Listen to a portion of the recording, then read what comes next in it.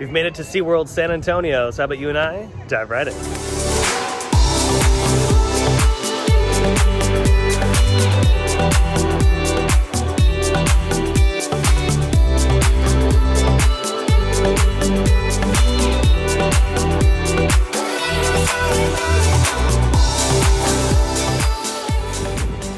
Alright, we made it to SeaWorld San Antonio. Look at how gorgeous the entrance is to this park.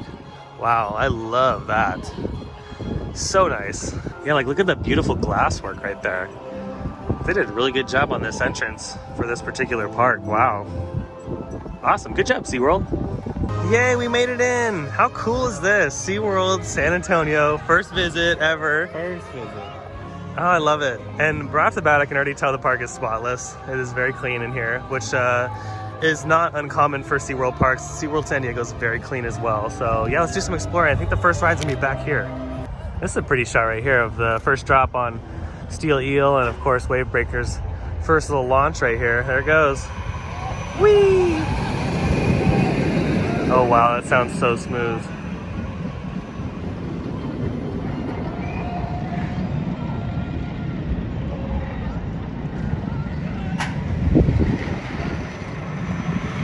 Look how pretty the entrance statement is for Wavebreaker. That looks nice. The big video screens on each side there. Cool stuff. Let's do it. All right, we just got off Wavebreaker and that was a lot of fun. It was a great family coaster. What I love about it is it gets so close to the water and it hugs that water line throughout most of the attraction and it just adds to it. It's so cool. And what's awesome is the ride's incredibly smooth as well. So if you're looking for something for the kids, it is a great like coaster to get them ready for some of the bigger stuff in the park. But yeah, Wavebreaker, awesome addition to SeaWorld San Antonio. All right, next up for us is Steel Eel. Super excited for this one. So one thing I did want to mention here at SeaWorld, you have to get a locker when you go on some of these coasters. But what we did is we just got an all-day locker pass. It's only $6 and you can transfer your stuff from ride to ride, which is super convenient. So yeah, $6. We put our stuff in the locker at Wavebreaker and now we just use the same code and everything at these lockers at Steel Eel. All right, so we just got off Steel Eel and what'd you think of that? That was cool. I was surprised. That was really cool. Yeah, that was a surprisingly amazing ride. That coaster was so much fun. The floater airtime on that is amazing. Like you wouldn't expect it. Yeah. But in the back seat, we're gonna ride it in the front later, but in the back seat, very, very back, you're just out of your seat the whole entire time. It's so much fun. And it's smooth. I thought this one was going to be kind of a rough ride like Desperado. Yeah, but it was smooth, surprisingly. Yeah, State Line. But this one, really nice. This is a great coaster. Look at this beautiful view of the bay here. Look at that. It's awesome. Looks like they do a huge like jet ski kind of show. You see the amphitheater right there. And you can see off in the distance the brand new roller coaster that's opening up this year, the Texas Stingray. Oh wow, and then they have seating right here too, so if you don't want to sit in the amphitheater to watch the show, you can just sit right along the bay here. How cool is that? That's actually a really good view. So over here at Journey to Atlantis, the ride is closed and won't be opening up until the spring, so keep that in mind if this is one of your local parks. So it should be opening by the time the new Texas Stingray opens. But you can kind of see why. They have a bunch of lights strung up on the drop here, so they use this as a lighting display. And it says they're also working on it, so I would assume it's not that popular in the wintertime. So it makes sense. Alrighty, we are in the main stadium, which back home it's called Shamu Stadium. I'm assuming it's the same here. And it's we're gonna be watching whales up close, so that's really cool. I know SeaWorld has changed the formula for a lot of their performances, including the animals. So really curious to see how they do this show here in Texas. One thing I really love about this is the indoor aspect to the stadium. They have all the audio and lighting equipment up there. And it's perfect because it gets you out of the elements, and the sound in here is amazing. So I'm sure when they are talking about something, or if they have music playing, it just sounds, the acoustics in here are great. So the fact that it's inside is wonderful.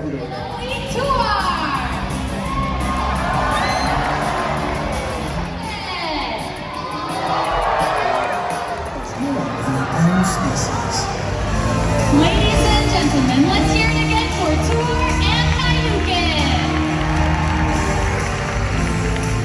On that emoji. A jump like that is called a breach. It makes a sound on the top of the water. This could be to show your or maybe to display a little power, and sometimes even to get the attention of other whales. Of them breaking. On my left side, Doug is playing with Kamea with a water hose. This is just another form of enrichment that we can provide them. All right, so we just got out of the Orca Encounter experience show. And again, just like in SeaWorld San Diego, it's an educational show. I think they made the right move here. SeaWorld's really doing a good job on making these shows educational. They don't have trainers in the water anymore like they did back in the day. And yeah, it's good to learn more about these animals, because I ain't making a trip out to Alaska anytime soon to hope to see one of these animals in the wild. So it's nice to come here to a park like this and really learn a lot more about these beautiful whales. But yeah, really great show. Alrighty, we made it to our next show, which is a Beluga Christmas. So I would assume belugas, right, Michael? Yeah. I don't know. Let's hope it's not false advertisement. Mild and sweet their song, and the bells they're ringing.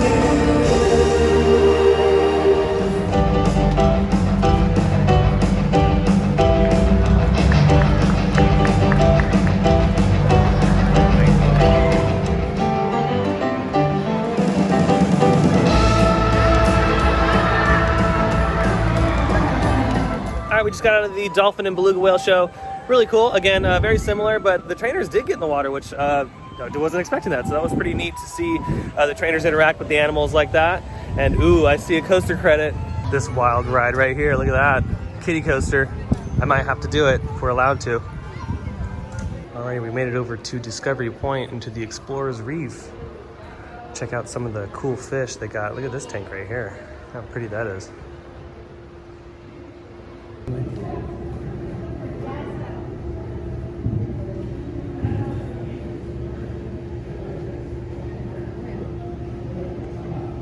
Oh wow, look at this huge tank. This has got a bunch of fish in it. Ooh, they got their little bat rays in there too.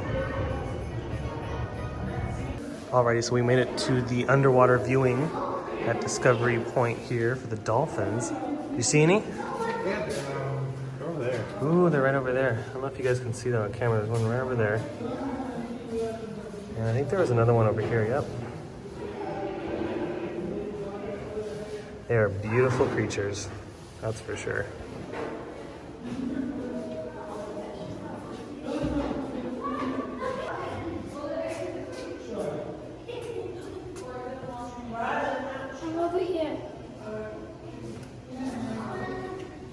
All right, and then this is the point of the video where I'll show a couple shots of the all-new roller coaster that's opening up this year, and it's the tallest, longest, and fastest wooden roller coaster here in Texas.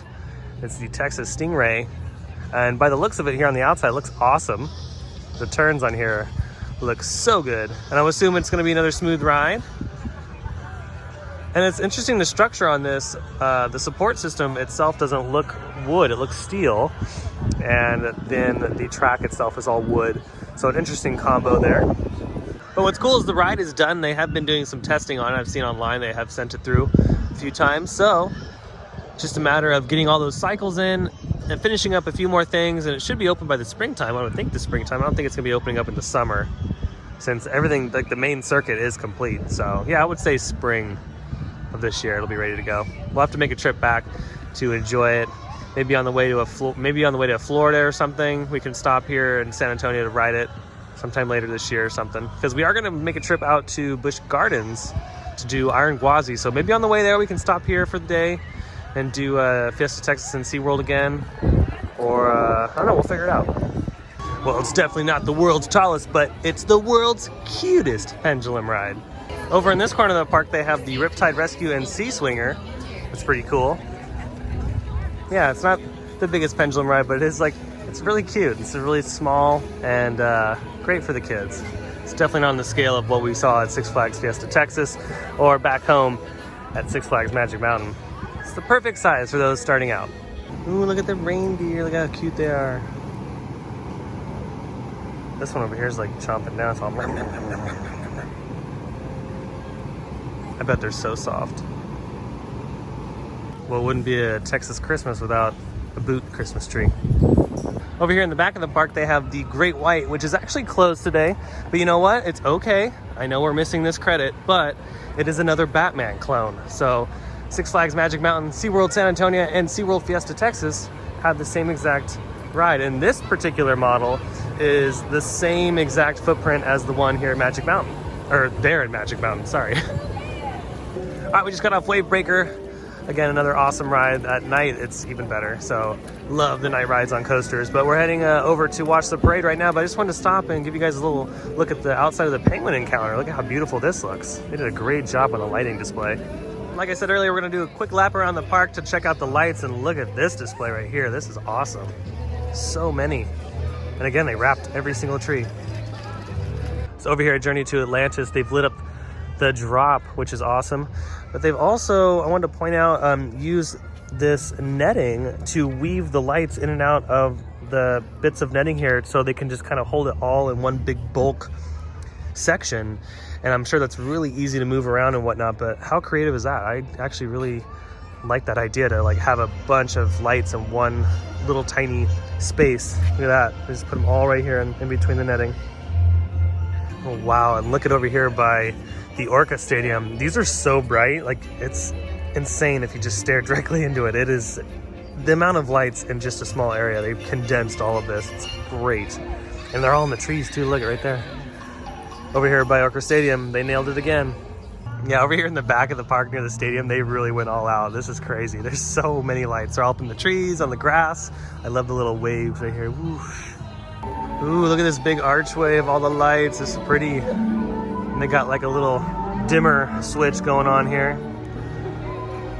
Ooh. This lighting display is closer to the front entrance of the park, and I'm assuming it's themed to the Coca-Cola bears that are over there in the front. But look at how cool this one looks. I really love the red and the white. All right, we made it over here to the Penguin Encounter. Check out all the beautiful birds. And there they are. Forewarning though, it does smell in here. Same thing at the other SeaWorld parks.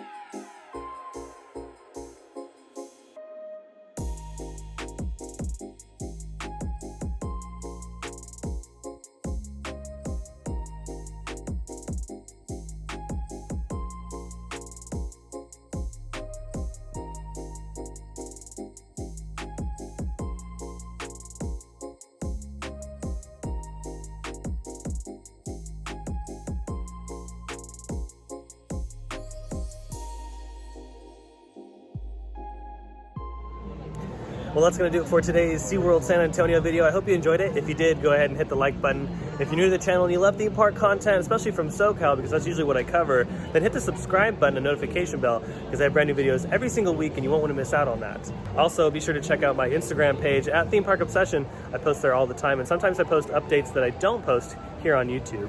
But other than that, I hope you have a beautiful day. Thank you so much for the love and support, and I'll see you next time in the parks. Bye.